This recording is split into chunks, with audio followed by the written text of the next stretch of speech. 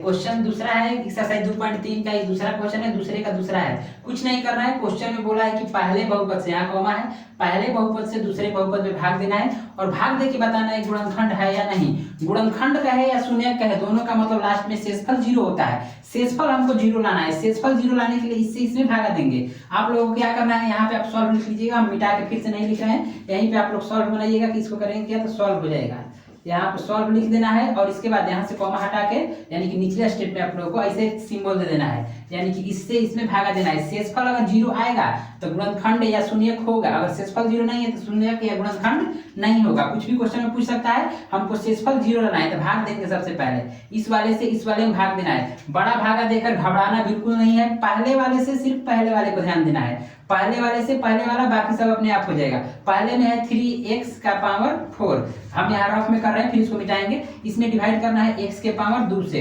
x के power 4 कहने का मतलब x ऊपर 4 ठो है और नीचे x 2 ठो है, तो 2 ठो से 2 ठो कट जाएगा तो ऊपर में x 2 ठो बच जाएगा और आगे 3 है तो 3x² यानी कि बच गया, यानी कि डिवाइड दिए तो हमको मिल गया 3x²। 3x² को लिख लेंगे और एक सेकेंड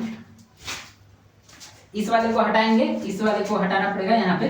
यानी कि हमको अब डिवाइड इसमें इसका हम डिवाइड दिए तो हमको मिला 3x²। अब इस 3x² से हम इस पूरे में गुणा करेंगे और यहाँ पे लिखेंगे 3x² का x² में गुणा होगा तो हो जाएगा 3x के पावर 4। 3 का यहाँ पे अंक नहीं है तो 3 हो जाएगा, यहाँ पे x 2 ठो, यहाँ पे x 2 ठो तो x हो जाएगा 4 ठो। अब उसके बाद यहाँ पे प्लस है तो यहाँ पे देंगे प्लस, और 3 का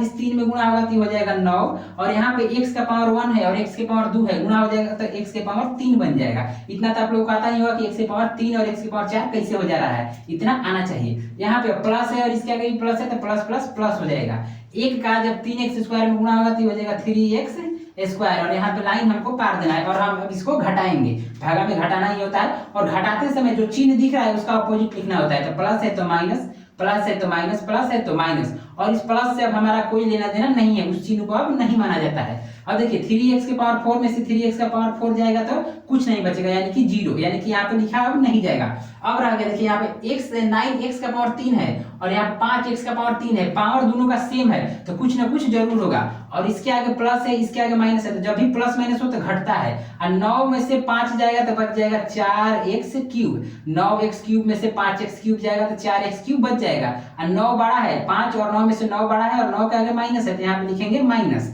अब इधर इसका काम खत्म हो गया, x के पावर 3 वाले का काम हो गया, यहाँ पे हमने लिख दिया, ऐसे काटना नहीं है लेकिन इसका काम हो गया। उसके बाद 7x² है और माइनस में 3x², दोनों के आगे माइनस है तो माइनस माइनस जुटता है, यहाँ प्लस माइनस था तो घटा और यहाँ पे माइनस माइनस है तो जुटेगा, और 3 और 7 जोड़ेंगे तो ये हो जाएगा 10x², और इसके भी आगे माइनस और इसके भी आगे माइनस तो यहाँ पे भी हो जाएगा माइनस। अब जो बच गया उसको हमको सेम उतार लेना है, यानी कि प्लस का 2x और प्लस का 2, यहाँ पे माइनस का 4x³ है। अब हमको मेन यहाँ से इसको अब देखना है, इन सब से हमको कोई लेना देना नहीं है, इन सब से कोई लेना देना नहीं था, बस पहले वाले को पहले वाले से कटा लेना है। फिर से रफ में यहाँ पे है हमारा 4x³ ये वाला यहाँ पे, और इसको x³ यानी कि x² से भाग देके देखेंगे कितना बार में ये कट रहा है, तो ऊपर x 3 ठो नीचे x 2 ठो, तो 2 ठो से 2 ठो जाएगा तो ऊपर x 1 बच जाएगा, x के पावर 1 बच जाएगा, तो पावर 1 नहीं लिखा जाता है, यानी कि बच गया क्या x, और इधर में -4 है तो -4x, यानी कि हमको बच जाएगा यहाँ पे -4x,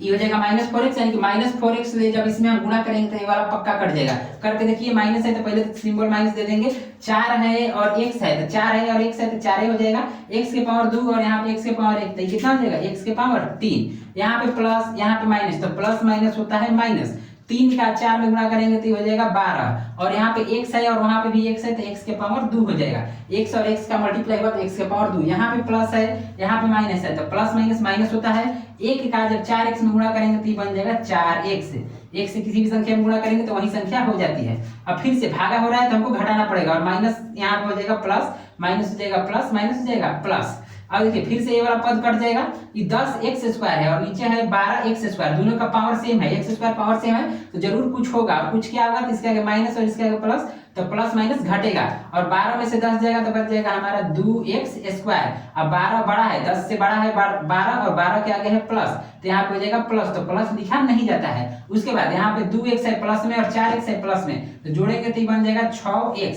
2x है प्लस में, 4x है प्लस में, तो जुटेगा तो हो जाएगा 6x। अब बच गया 2, तो इसको 2 को नीचे लिख लेना है। अब हमारा रह गया 2x स्क्वायर, तो 2x स्क्वायर में हम भागा देंगे x स्क्वायर से, तो x स्क्वायर से x स्क्वायर कट गया तो बच गया सिर्फ 2, तो यहाँ पे लिखना पड़ेगा प्लस का 2, क्योंकि इसके आगे माइनस नहीं है तो प्लस ही होगा, इसलिए प्लस 2 हो गया।